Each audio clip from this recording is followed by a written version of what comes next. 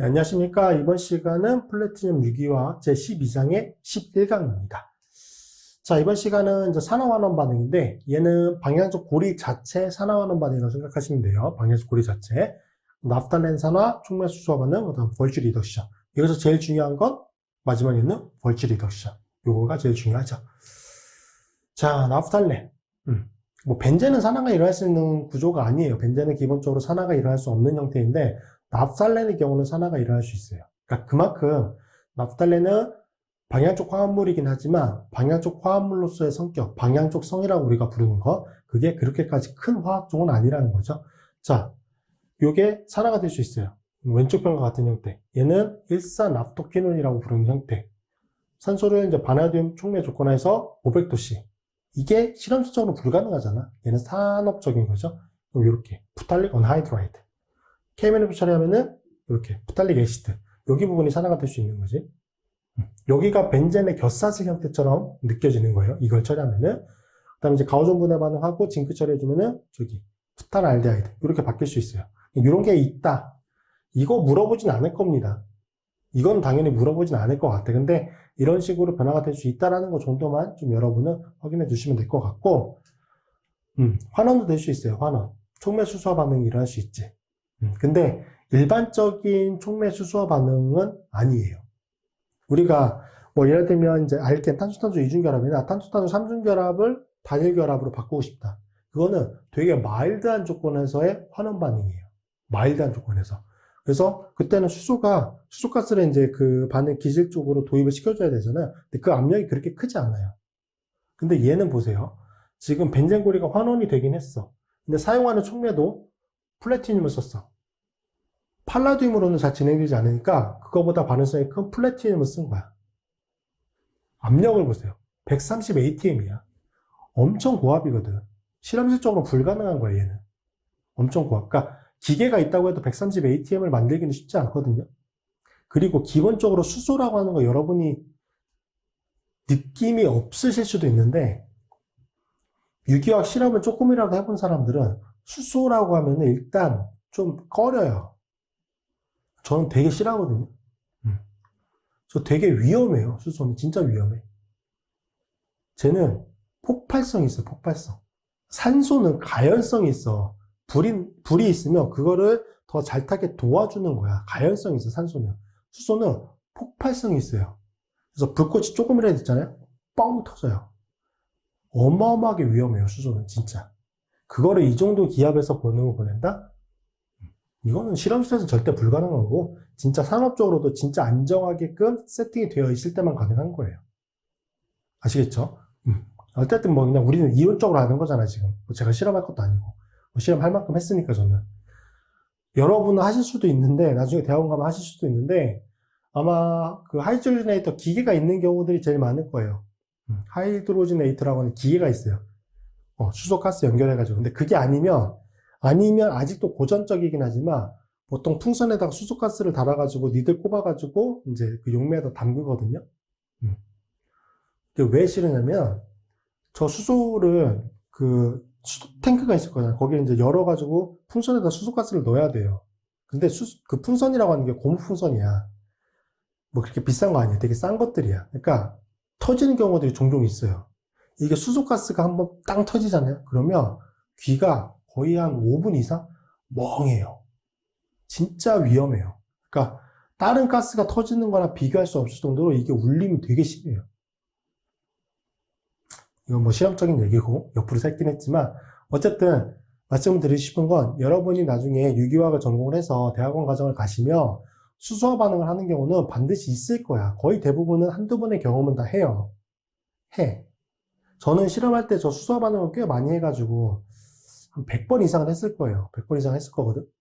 그러니까 그때 몇 번 정도씩은 그 풍선이 터진 경우들이 있어. 그래서 이게 약간 좀 트라우마처럼 있는 거지. 그래서 되게 싫어해요. 여러분은 나중에 실험을 하시게 되면은 되게 잘 배우고 일단 잘 배우고 조심해서 하셔야 돼요. 아시겠죠? 자, 그 다음에 촉매를 바꾸면 로디움을 쓰게 되면은 이거 겁나 비싸거든요. 로디움을 쓰게 되면은 반응이 1atm에서 진행이 돼. 엄청 잘 진행되는 거지. 얘는 그러니까 보통 이런 것들을 환원시키는 경우는 없어요. 여러분이 유기화학 실험을 할 때 벤젠고리를 환원한다? 이런 케이스는 없어. 얘는 그냥 이론적으로 이렇게 가능한 거고, 공업적으로 이렇게 하는 거지, 실제 할 가능성은 없어요. 어쨌든 환원이 가능하다. 그 정도만 좀 기억을 해두시면 될 것 같고, 나프탈렌을 환원을 시키면, 여기 부분이 하나가 환원이 되는 거는 되게 잘 진행돼. 루듐을 이용해가지고 1ATM에서 환원시키면 여기 부분은 되게 잘 환원이 돼요. 그런데 여기를 전체를 다 환원시킨다. 이렇게. 그럼 데칼린이 만들어지는 거지. 데칼린. 얘는 굉장히 고온의 고압이 필요합니다. 니켈이나 루듐을 촉매로 하는데 굉장히 고온 고압이 필요해요. 그래서 지금 여기서 제가 설명드리고 있는 것들은 이론적으로는 가능하다라는 것 정도만 생각해 주시고 그냥 대부분 공업적 방법이에요. 산업적으로 쓰는 그런 방법들이다 라고 생각해 주시면 되고, 자, 우리가 볼 거는 요거 벌시 리덕션. 요건 좀 봐야 돼요. 요건 중요하고 문제로 꽤 많이 나옵니다. 자, 벤젠고리를 환원시키는 거예요. 벤젠고리를. 벤젠이 형태적으로 보면 트라이엔이죠. 고리 내부에 이중결합을 3개가 갖고 있으니까 트라이엔 화합물이거든. 그거를 다이엔 형태로 바꾸는 거예요. 다이 형태. 그래서 이거 환원 반응이야. 자, 벤젠 고리의 부분 환원 반응. 앞쪽은 아예 파이 결합을 다 없앴잖아요. 이게 완전 환원 반응이라고 봤을 때 얘는 파이 결합 하나만 없애는 거거든. 그래서 부분 환원 반응이라고 불러요. 그래서 벤젠 고리의 부분 환원 반응이다. 액체 암모니아 상에서 쪼스톰에 의해서 생성되는 전자를 이용해서 벤젠 유도체를 환원시키는 반응. 용해 금속 환원 반응이에요. 용해 금속 환원 반응 들어보셨죠? 어디서 했지? 어디서 했지? 빨리 생각해 보세요. 어디서 했지? 알카인을 트랜스 알케인으로 환원할 때 썼던 게 용해 금속 환원 반응이에요. 그때 메커니즘과 똑같아요. 비슷하게 진행이 되는 거지. 자, 이 반응을 하게 되면은 이제 반응 결과 1사 사이클로 헥사 다이엔 화합물이 생성이 돼요. 다이엔 화합물이. 자, 그리고 얘는 중요한 게 뭐냐면 저치환기에 따라서 위치가 달라져. 이중결합이 존재하는 저 배치가 달라져요. 1사 상대적으로 1번과 4번 위치가 존재하는 다이엔이 만들어지긴 하는데, 번호로 지정하면 1번과 4번 위치에 다이엔이 만들어지긴 하는데, 저 치환기의 성격, 전자를 밀어주는 기냐 끌어주는 기냐에 따라서 이중결합의 이 치환기에 대해서 상대적인 배치가 달라져요. 얘 전자 밀어주는 기잖아. 5메톡식이니까 전자 밀어주는 기가 결합을 하게 되면은 여기 탄소를 끼워서 이중결합을 이렇게 만들어주고요. 만약에 전자 끄는 기가 붙어 있잖아. 그러면 이렇게 만들어져. 배양이 좀 달라요. 자, 왜 그런지 보시면 이거는 방향적 화합물의 그 전 치환기의 영향을 여러분 이해하셨으면은, 제가 앞쪽에 그 치환기에 의해서 지향성이 결정이 되는 거를 저 치환기의 전자를 밀어주는 효과, 끌어주는 효과가 벤젠고리 쪽에 어디에 영향을 미치는지를 여기 부분에서 제가 쓰면서 설명을 드렸었어요. 그것만 여러분이 이해하셨다고 하면은 이거 이해하는 건 되게 쉽습니다. 자, 5메톡식이 치환기잖아. 그럼 저 치환기가 전자를 밀어서 배양적 고리 쪽에 전자가 제일 풍부한 탄소가 어디야? 제가 지금 녹색으로 표시해 놓은 저기탄소. 저 치환기에 대해서 오소 파라위치가 전자가 제일 풍부하죠. 그럴 거 아니야? 그러면 이거로부터 만들어지는 게 뭐죠? 전자잖아, 전자. 전자가 이 방향적 화물을 공격해야 돼. 근데 방향적 화물의 전자밀도 높잖아. 물론 전자가 가지고 있는 반응성 자체, 홀전자이기 때문에 반응성이 워낙에 크기 때문에 얘가 뭐 전자가 풍부하든 적든 일단 반응을 할 수 있지만 어쨌든 전자가 공격을 하는 거니까 만약에 공격을 한다 그러면 전자가 제일 풍부한 쪽은 그래도 피해서 공격을 하겠지. 그렇지 않겠어요? 당연히. 그래서 여기 쪽을 공격하는 거야. 여기 쪽. 어디를? 메탈을 공격해. 메탈 어택을 하는 거예요. 오케이? 자, 반대로 전자 끄는 기가 붙어 있어. 그럼 전자 끄는 기가 붙어 있으면 어디 쪽을 공격할까요? 저 전자 끄는 기가 붙어 있으면 저 전자 끄는 기에 의해서 벤젠고리 쪽의 전자 밀도가 제일 낮아져 있는 게 지금 분홍색으로 표시해 놓은 오소위치랑 파라위치죠. 그러면 오소위치랑 파라위치 쪽에 한 군데로 공격할 거란 말이지. 근데 얘는 파라위치를 공격해요. 그 이유는 이게 반응 메커니즘 그리면 중간체로 음이온 형태가 만들어지거든. 그 음이온 형태가 여기 전자 끄는 치환기 쪽에 탄소, 거기에 놓이게끔 하면은 그게 제일 안정이에요. 자, 아시겠죠? 그러면 요거 메커니즘 좀 그려봅시다. 전자 밀어주는 기부터 좀 보시면 업쪽에 OCH3기였지. 그러면 요거는 당연히 진행이 되겠지. 여기에 그릴게요.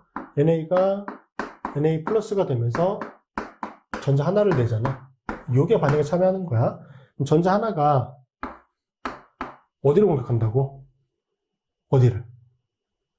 메타를 공격한다고. 메타. 여기서의 메타는 이쪽으로 그리는 게 낫겠다. 앞쪽의 구조와 똑같이 나타낼 거면 이렇게. 전자 하나가 여기를 공격하는 거야. 이렇게. 그럼 여기서 사실 표현하는 방식은 두 가지가 있어요. 여기 전자를 여기서 하나가 만들어서 여기에 전자 쌍이 놓인 형태로 표현할 수도 있고, 아니면 그냥 이렇게 밀어서 표현하는 경우도 있어요. 일단 이렇게 진행된다고 보면은, 자, 봐봐. 여기는 그대로고 이중결합이 1로 옮겨왔죠. 그 다음에 여기가 OCH3기야. 그럼 여기로 전자 쌍이 왔으니까 얘는 마이너스 차지. 그렇죠? 얘는 홀전자가 존재하니까 일단 라디칼.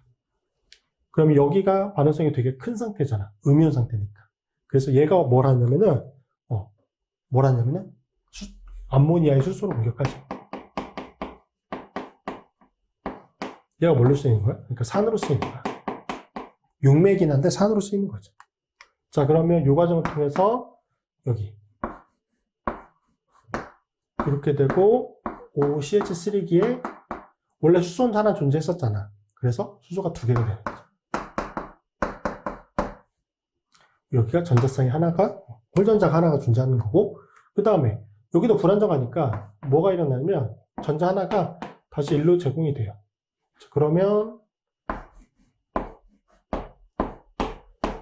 OCH3기가 되고 여기 수소 두 개 붙었고 전자 쌍이 됐잖아요. 그럼 얘가 또 뭘 공격해? 수소. 이렇게. 그래서 최종 산성물이 요거에 여기 OCH3기. 수소가 어디 가서 붙었어요? 여기 하나 가서 붙었지. 그래서 이런 배치를 가지고 있는 게 만들어졌죠. 전자를 밀어주는 기가 붙어 있을 때. 그래서 홀전자가 하나 공격하고 전자 이동을 하면서 전자쌍, 음이온 상태의 탄소 음이온 중간체가 만들어지고 얘가 수소를 공격하면서 하나가 도입이 돼. 그 다음에 홀전자 형태로 존재하니까 전자 하나가 다시 제공이 돼서 전자쌍, 여기 음이온 성격이 되겠죠? 그럼 다시 공격을 한다. 이 프로세스로 진행이 돼요. 전자를 끄는 기가 붙어 있을 때는 뭐 메커니즘 위에는 다 그리진 않겠지만 얘가 CO2H기였잖아. 그럼 여기 메커니즘을 따라 보면은, 여기 메커니즘 따라 보면 여기는 아까도 설명드렸던 것처럼 파라 위치를 공격한다고 말씀드렸어. 왜? 이렇게 그리면은 여기를 공격한 쪽에 대해서 반대쪽 위치, 그쵸? 이 취향 여기에 탄소를 기준으로 파라 위치 쪽에 마이너스 차지가 생성이 돼. 맞습니까? 그럼 예를 들어서 여기를 공격한다 그러면 마이너스 차지가 1로 생성이 되겠지. 여기를 공격한다 그러면 이쪽으로 생성이 되겠지. 여기를 공격하면 여기로 음이온이 되겠지.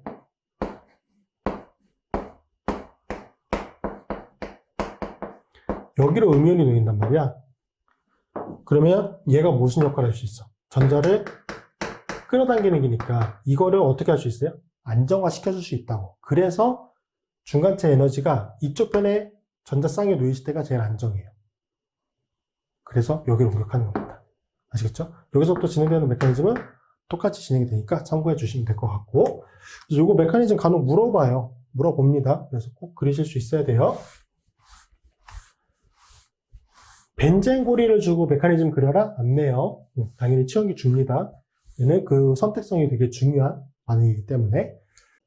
자, 그래서 몇 가지 반응을 보고 좀 정리를 해보면, 자, 첫 번째는 지금 CO2H라고 하는, 이거 앞쪽에 나왔던 거니까, 얘는 전자 끄는 기니까 파라 공격을 하겠죠, 전자가. 그래서 이중결합 배치가 이런 식으로 이어지게 되고, 자, 얘는, 지금 메틸기 두 개가 결합되어 있어요. 그러면 이 메틸기, 위쪽의 메틸기가 지향하는 위치는, 이 메틸기가 지향하는 위치는 메타 포지션이겠죠. 그러면 이거에 대해서 오소 위치고 메타 위치니까 여기와 여기에 대한 선택성이 있을 거야.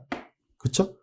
아래쪽 지환기에 대해서는 이게 오소 위치고 여기가 오소 위치고 여기가 메타 위치니까 여기나 여기에 대한 선택성이 있을 거야. 그러면 이 네 군데 사이트를 다 공격할 수 있는 가능성이 있다는 얘기네. 그쵸? 그럼 어디로 공격하느냐? 얘는 앞쪽에 CO2 H기가 전자를 끌어당겨서 안정화시켜줄 수 있는 효과와 정반대거든? 왜? 얘는 전자를 밀어주는 기잖아. 만약에 여기를 공격한다라고 봐봐요. 여기를 공격한다. 여기를 공격하면 전자가 어디로 가? 여기로 가지. 여기를 공격해도 전자가 어디로 가? 여기로 가지. 맞아요? 메커니즘 그리면 이렇게 공격을 하면은 마치 파란 쪽으로 갔잖아. 여기에 전자쌍이 놓여지는 음이온 성격이 만들어진단 말이지. 되게 불안정하잖아. 메탈기가 전자를 밀어주는 거니까. 그래서 얘는 선택성이 어디로 놓여지는 거야? 여기 위치. 여기나 여기 위치. 그러면 여기에서 공격을 하면은 일로 전자쌍. 여기로 공격하면 여기로 전자쌍. 이거에 직접 영향을 받는 위치는 아니니까 그나마 덜 불안정하겠죠. 그래서 여기는 선택성이 이렇게 정해지게 되는 거고요. 자, 마지막 케이스. 이거를 보시면 얘는 일단 기본적으로 여기 쪽에 전자 밀도가 높잖아. 여기 쪽에 전자 밀도가 높잖아. 그쵸? 여기 쪽에 전자 밀도가 높아. 그러니까 왼쪽편 고리를 공격하겠지. 왼쪽편 고리를. 맞죠? 그러면 이 OH기에서 전자가 풍부해지는 포지션을 보면은 여기 위치, 여기 위치, 여기 위치, 여기 위치, 여기 위치야. 맞습니까? 여기가 공명구조를 그러면 전자가 풍부해질 거야. 그러면 여기서 만들어진 홀전자가 어디로 공격하겠어? 왼쪽 편에 존재하는 여기 탄소와 여기 탄소를 공격할 가능성이 있겠죠. 두 군데로 공격할 가능성이. 그럼 어디를 공격하느냐는 거지? 어디를?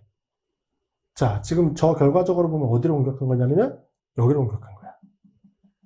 여기를 공격하게 되면은 이중결합 배치가 이렇게 놓여지게 되잖아. 여기를 공격한 거예요. 그 이유는 뭘까요? 그 이유는 뭘까?